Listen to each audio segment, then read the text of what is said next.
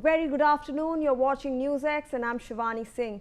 Let's start with the top story that's coming in at this hour. 7 Israeli hostages were handed over to the Red Cross, marking the first wave of releases under a new Gaza ceasefire agreement between Israel and Hamas.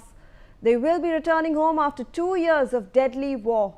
Meanwhile, US President Donald Trump arrived in Tel Aviv today as the world turns its eyes to the upcoming peace summit in Egypt aimed at formalizing a Gaza ceasefire deal. His visit underscores Washington's push to anchor Middle Eastern diplomacy. Joining me live on the broadcast is Anat Bernstein-Riesch. She's the president of Israel-Asia Chamber of Commerce from Tel Aviv in Israel. Thank you so much for your time and for joining us on this broadcast. First of all, congratulations. The country sees the release of all the hostages over there. Some good news and some positive development. What's your first thought, ma'am? Definitely. So first, all hostages that are alive were released. All the 20 were released. 7 already passed the border, 13 are on their way with the Red Cross. So from our perspective, they are out of Gaza. We are still waiting for 28 dead hostages, and it's also important for the families to have a closure and be able to bury their loved ones in Israel. So the day is long as we are waiting for more releases later on. Trump landed an hour back in Tel Aviv. He made his way to the Knesset, the Israeli parliament, and he is about to speak in the parliament. And later he will, it was just announced that he is going to meet the released people in the hospital. So he wants to see in his own eyes the released hostages. And this is an exciting day in Israel. The television in Israel is half you see the hostage square and the hostage release. Half of the screen you see Trump visit to Israel. It's a holiday in Israel, Sukkot, so everybody is on a holiday, and the streets are full of people cheering, carrying flags. It's definitely an historic day, and of course we look forward for this war to be over. The army withdraw from Gaza to an agreed line, and we are really hopeful for this ordeal of exactly 2 years to be over now. Absolutely. Live visuals from Israel are broadcasting across the world. But I want to understand, this was a promise that Israeli Prime Minister Benjamin Netanyahu had made earlier, and he said he will not budge from Israel's stance. He will make sure that all the hostages actually come back home. And finally, we are seeing that day has come. We are seeing that all of them are back home. Do you think this would have been possible without the intervention of US President Donald Trump, who is currently in your country? We are seeing live visuals of Donald Trump inside the assembly over there, and he's going to address the Knesset soon. It's definitely a combination. I mean, you cannot take the credit and give it to only Trump or only to Netanyahu. It's a joint effort, but it's no secret that it is for Trump intervention, and when he said enough is enough, he meant it. And I think that the UN Assembly in few weeks back was an amazing opportunity to gather leaders of all the supporting countries, whether it was Turkey or Qatar or Saudi, and together they managed to create a consortium that will take care of Gaza, give guarantees to Hamas, and be able to conclude this deal, which is not just the hostage. It's the end of the war, is a new control to Gaza, is disarming the Hamas from their arms and from their control, and giving security to Israel, which that's what we wanted. This war was about giving security to Israel and releasing the hostages. The hostages are now released, and now we need to see that we will continue to be secure and not under threats from Hamas.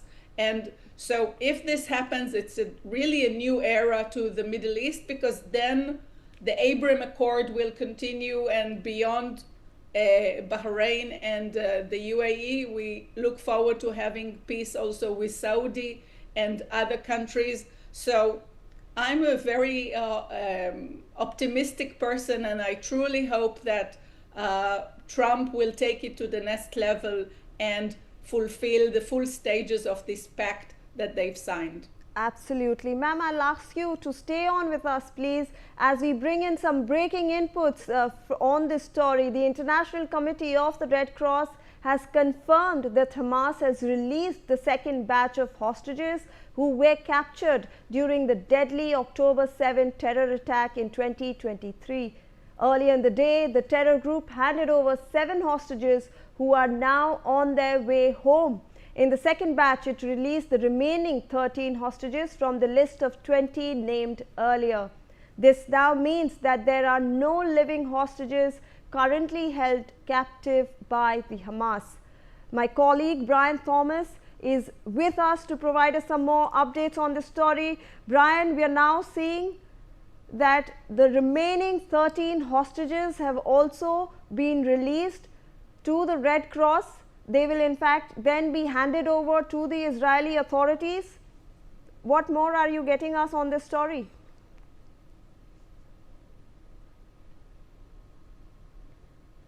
I believe we are trying to reconnect with Brian on this line. However, I would like to bring back Brian, if you can hear me. We are seeing now the second batch of hostages. They are being released, those 13 remaining people, and this confirms and completes the list of transfer of hostages from the Hamas's side.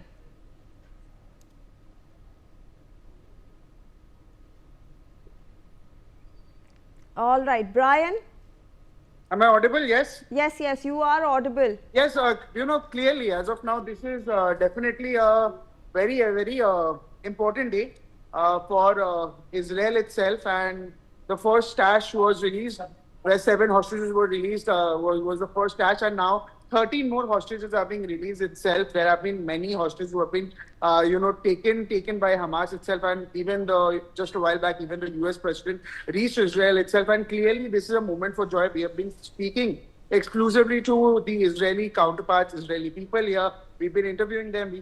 We are also getting reactions from them on how special and how great an occasion it is. We are also terming it as a very historic occasion, clearly. And this is what the people, the Israeli citizens, have been saying. And now itself, 13 more hostages are being released itself as a part of the ceasefire deal between both Hamas and Israel. So clearly a very important, historic decision also that has been taken by these two very nations itself. And now the people have been also lauding.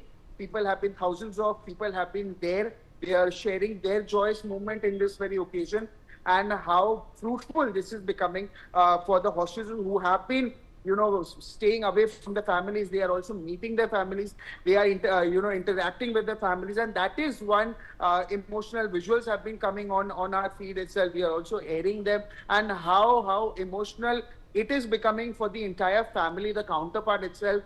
Even when we are speaking to the guests also, they are also sharing their ordeal, their anecdotes itself, how emotional they are also witnessing when these visuals are coming on our feed. Yes. Absolutely, Brian. Thank you so much for those updates. I'd like to go back to my panelist, Anat Bernstein-Reich. I would like to understand how Israel actually views this entire peace plan that has been formulated. The first step, it came out with such a positive outcome. We saw that the hostages have now been released, and they have been handed over to the Israeli authorities. But going forward, do you think a non-Hamas-led government is possible in Gaza? There is no other option, let me tell you. I mean, Israel will not allow Hamas to keep control, because we know what happens eventually, and they very clearly stated that they'll do October 7 again and again if they are able to do. So it will not it will not continue. And I think that the plan, and Trump is going today to Egypt, to Sharm el-Sheikh, to a conference of all the supporting countries to discuss how to manage Gaza, how to build back Gaza, how to deal with Hamas.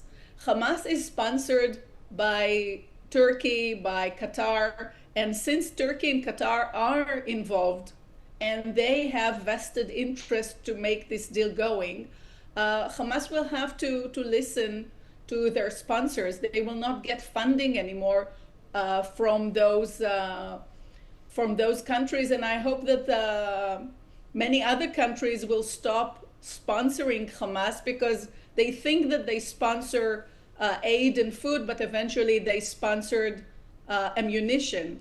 And this is something important to remember, that Hamas took funding that he got, and instead of investing in education, health, and care of their people, they bought ammunition, they built those tunnels, built rockets, and wanted to eliminate Israel. So, and everybody is suffering from that, including the people of Gaza. So from what I understand from this pact, Turkey is very anxious to bring some peace and some sanity into this region. Qatar as well. They have more interest. It's a matter of interest. Qatar has interest with the US, and so is Turkey. So they will make any effort to take the arms from Hamas, take them out of control, and bring a consortium of army and infrastructure development into Gaza. And I'm not a prophet, but I definitely want this to happen. Absolutely. And, taking from your points, do you think that this will, have a potential for broader negotiations, a diplomatic progress per se? Because, the another option that can be for Gaza is the Palestinian Authority. However, you mentioned Qatar, you mentioned Turkey. Those Arab nations who are also meeting, Donald Trump in Egypt later today, they will be looking at the Gaza peace plan. Do you think and governance without the Palestinian Authority can be possible going forward? It's a good question, because the Palestinian Authority are ruling the West Bank. They are not in Gaza. Actually, they were in Gaza until 2006, when their representatives were killed by Hamas, literally killed, thrown from the rooftops.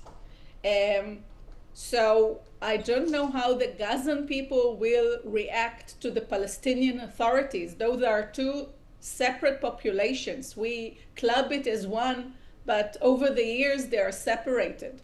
So the Palestinian authorities are definitely interested to be involved in managing Gaza, because they see themselves as the umbrella organization of the Palestinian people.